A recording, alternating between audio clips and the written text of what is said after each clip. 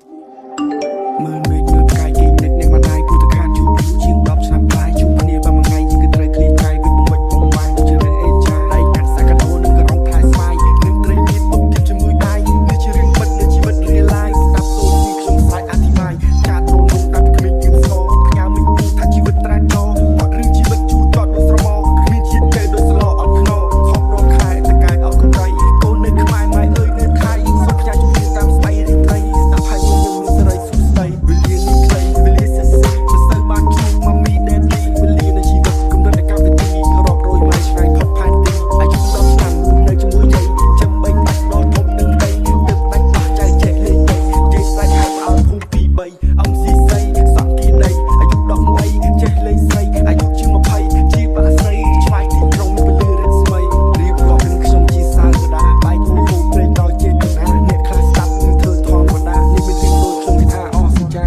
ពីកែមួយទឹកជាគីឡូម៉ែត្រប៉ាអោយក្បូននៅពិភពផ្លែកផ្លែកអោបានត្បូងភ្នំពេញផ្លែកបែកឃើញទឹកលេនឹកបងខ្ញុំឆែកឃើញទឹកហោះស្មាត់តែវងសក់កែកឃើញកូនងៀតនឹកដល់កូនដៃហូបបុនដល់ផ្ទះបាក់បែកឃើញកូនជានឹកដល់កូនកែកអ្នកក្រខ្ញុំជាអ្នកក្រខ្ញុំជាអ្នកហត់អ្នកតាមអ្នកស្ល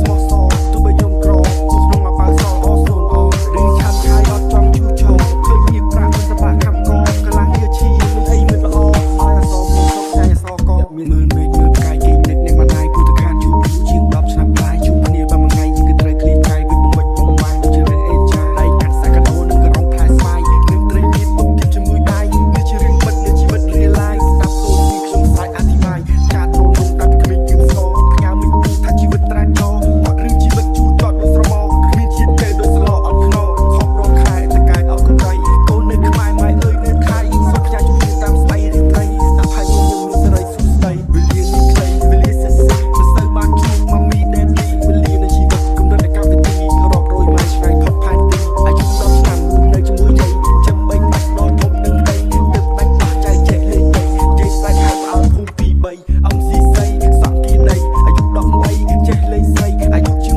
20ជាបាក់ស្រីឆ្លាយទីក្រុងពេលលឺរស្មីរៀបរាប់នឹងខ្ញុំជាសាវតាបែកគូគូព្រេងដល់ចេតនាអ្នកខ្លះស្ដាប់នឹងធ្វើធម្មតានេះមិនរៀងដូចខ្ញុំថាអស់សច្ចាពីកែមួយទឹកជាគីឡូម៉ែត្រប៉ាអោយក្បូននៅពិភពផ្លែកផ្លែកអោបានត្បូងភ្នំពេញផ្លែកបែកឃើញទឹកលេនឹកបងខ្ញុំឆែកឃើញទឹកហោះស្មាត់តែវងសក់កែកឃើញកូនងៀតនឹកដល់កូនដៃហូបបុនដល់ផ្ទះបាក់បែកឃើញកូនជានឹកដល់កូនកែកអ្នកក្រខ្ញុំជាអ្នកក្រខ្ញុំជាអ្នកហត់អ្នកតាមអ្នកស្លស្មោះសទោះបីខ្ញុំក្រទោះក្នុងអាប៉ៅសអស្នូនអរឿងឆាប់ឆាយអត់ចង់ឈូឈរឃើញមានប្រាក់មិនសម្បាក់ខំកកន្លះជាឈីមិនអីមិនល្អឲ្យអសខ្ញុំសុខใจអសកមានស្ចប់ស្ចៃអ្នកក្រម្ដងនោះ